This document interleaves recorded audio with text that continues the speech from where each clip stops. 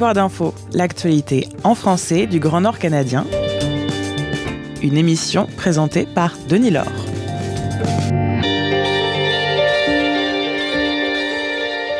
La Nation des Métis des Territoires du Nord-Ouest a signé le 9 mars dernier une entente de principe avec le Ralliement national des Métis pour faire avancer conjointement leur dossier. Le Ralliement national, c'est l'organisation à vocation pan-canadienne des Métis, sauf que dans les dernières années, les Métis du Manitoba, ceux de la Saskatchewan et de la Colombie-Britannique s'en sont exclus. On va y revenir. La Nation des Métis des Territoires du Nord-Ouest, c'est trois communautés fondamentalement, Fort Resolution, Fort Smith et Hay River. Le président de la Nation des Métis des TNO, Gary Bailey, commente cette association qui est vraiment historique pour eux.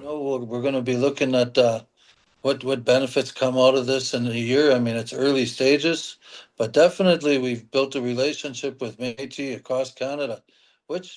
Dans un an, on va examiner quels avantages nous a apporté l'entente. Nous n'en sommes qu'au début, mais nous avons définitivement construit une relation avec les Métis à travers le Canada. Ce qui est dans notre mandat, tu sais, de promouvoir l'unité chez les Métis. Et hier était un grand jour pour chacun de nous qui était dans cette pièce. C'était un sentiment merveilleux de se sentir bienvenu. C'était extraordinaire, mais je veux vraiment que notre peuple sache que ça n'affecte pas ce qu'on fait aujourd'hui avec nos revendications territoriales. C'est un partenariat où nous pouvons nous représenter. Il y a plus de 5 ans, on avait parlé avec le président de la Nation des Métis des TNO du positionnement de son organisation face au ralliement. À l'époque, M. Bailey semblait déterminé à fonctionner en toute indépendance. Alors, on lui a demandé ce qui a changé. We've been moving forward with our issues, with our land claim and so on. We've always been on our own path when it came to, our land claims. Things have changed a little bit now because, we fought as far as we can fight on our own. Nous avons été de l'avant avec nos problèmes, avec nos revendications territoriales et le reste. Nous avons toujours suivi notre propre sentier pour les revendications territoriales, mais les choses ont un peu changé parce que nous nous sommes battus le plus que nous pouvions avec nos 2800 membres. Je pense qu'on a de plus gros problèmes à gérer avec les programmes et services au TNO. On travaille encore sur ça. Nous sommes impatients d'avoir une couverture médicale à 100%, ce que l'arrêt Daniels est supposé amener. Pour ce genre de choses, travailler avec le Ralliement national des Métis peut être profitable. Pour Gary Bailey, donc, devenir membre d'une organisation plus vaste donne plus de pouvoir aux Métis des TNO. For the Northwest Territory Métis Nation, what it brings for us is it brings us a national voice as well, rather than just a Northwest Territory voice. It brings our voice from a northern perspective to across the Métis homelands. Ça amène des perspectives nordiques dans l'ensemble du territoire métis. Ce n'est plus seulement le territoire du Nord-Ouest. Le Ralliement national des Métis rencontre chaque année le premier ministre. Ils ont d'autres rencontres très importantes dont on ne fait pas partie. Ça va nous permettre d'accéder plus facilement à du financement. Aujourd'hui, nous sommes seulement 2800 membres. C'est le chiffre auquel on est arrivé avec la généalogie. On va s'associer avec les Métis de toutes les provinces. Ils vont apprendre de nous et nous d'eux. Ça va être bénéfique. La voix de 500 000 personnes, c'est plus fort. L'entente de principe entre les deux organisations survient dans un moment particulièrement significatif pour les Métis du Canada. Le 12 février dernier, la ministre des Relations couronnes autochtones, Rebecca Alty, donc notre députée au territoire du Nord-Ouest, a présenté le projet de loi C-21. S'il est adopté, le projet donnera force de loi au traité sur la reconnaissance et la mise en œuvre de l'autonomie gouvernementale des Métis de la Rivière-Rouge. Selon le communiqué du fédéral, ce serait le premier traité d'autonomie gouvernementale conclu avec un gouvernement métis au Canada. Le projet de loi, évidemment, est soutenu par la Fédération des Métis du Manitoba. C'est eux, les Métis de la Rivière-Rouge. Leur président, Dave Chartrand, est en poste depuis 1997. C'est 29 ans, donc c'est assez incroyable. En plus, il a été président du Ralliement national des Métis. La nation métisse des TNO avait déjà une certaine reconnaissance. M. Bailey a rencontré 2 premiers ministres, un accord de négociation, 2 premiers ministres du Canada. Un accord de négociation avait été signé en 1996 avec les gouvernements ténois et fédéral.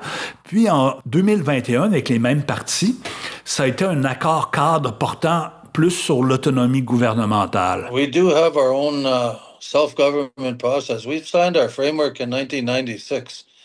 Within that framework, it commits to settling a land and resource agreement which includes self-government. On a signé notre entente cadre en 1996 qui porte sur les revendications territoriales et les ressources et inclut l'autogouvernance. Nous négocions toujours nos revendications territoriales, mais nous donnons préséance à l'autogouvernance. Les revendications territoriales prennent plus longtemps parce que le Canada n'est pas prêt à nous faire une vraie offre, ou a toujours une justification pour qu'on abandonne des revendications. Par exemple, les compensations qu'on demande en tant que métis. Nous avons été exclus des traités depuis 1899, alors on a beaucoup de problèmes de compensation. Et le gouvernement fédéral ne veut pas qu'on les poursuive par rapport à ça. Leur offre n'était pas assez bonne, ils ont sorti une politique appelée RAP, reconnaissance et prévisibilité. C'est une autre façon de nous obliger à abandonner nos revendications, mais nous ne sommes pas prêts à faire ça. En ce qui a trait aux revendications territoriales, j'ai pas abordé ça avec M. Bailey, mais je sais qu'il y avait un litige entre les Métis de Hay River et la Première Nation de Katloditchi. Les Métis aussi, à une époque, ont demandé des droits sur le parc Buffalo. Ça leur a été refusé un temps. Je sais pas comment ça a évolué. Fin décembre 2025, le gouvernement du Canada a reconnu que l'Alliance des Métis du North Slave, c'est l'autre organisation métisse au DNO, donc possède des droits ancestraux comme le confirme l'article 35 de la loi constitutionnelle. L'Alliance a déjà créé une table de négociation avec le fédéral pour leurs droits fonciers, l'utilisation des ressources et l'autogouvernance. Comment la nation métisse des territoires du Nord-Ouest se situe par rapport aux négociations avec l'Alliance? M. Bailey nous le dit. But of course, if they do provide a table, there's definitely going to be discussions that need to take place between us and the North Slave Métis Alliance and Canada. Definitely there'll be a lot of overlap. S'il crée une table, une discussion doit prendre place entre nous et l'Alliance des Métis du North Slave et le Canada. Parce qu'il va y avoir des problèmes de chevauchement, parce que nous sommes le même peuple, nous avons la même histoire, la même région. C'est pareil. Je ne m'oppose pas du tout à ce que l'Alliance des Métis du North Slave ait des droits. Ce sont nos cousins. Nous partageons l'histoire de François Beaulieu, Jacques Beaulieu et Catherine Beaulieu. Ça ne veut pas dire que nous n'avons pas d'intérêt au nord du lac. J'ai dit plusieurs fois au Canada qu'ils doivent ouvrir tout le territoire aux négociations. Mais s'ils le font pour l'Alliance des Métis du North Slave, ça va être intéressant parce que si on a la même histoire, on devrait avoir la même reconnaissance. Nous voulons que nos droits soient protégés en accord avec l'article 35 et ça inclut les titres fonciers. On revient au ralliement national des Métis, donc l'organisation à vocation pan-canadienne. Donc, on l'a dit tout à l'heure, les organisations métisses du Manitoba, de la Saskatchewan et de la Colombie-Britannique se sont séparées du ralliement national au fil des ans. Il reste qui dans le ralliement actuellement? Il reste l'Alberta, l'Ontario et maintenant la Nation métisse des TNO. Donc, c'est ceux du sud du Grand Lac des Esclaves, mais l'Alliance du North Slave, elle, est pas membre du ralliement.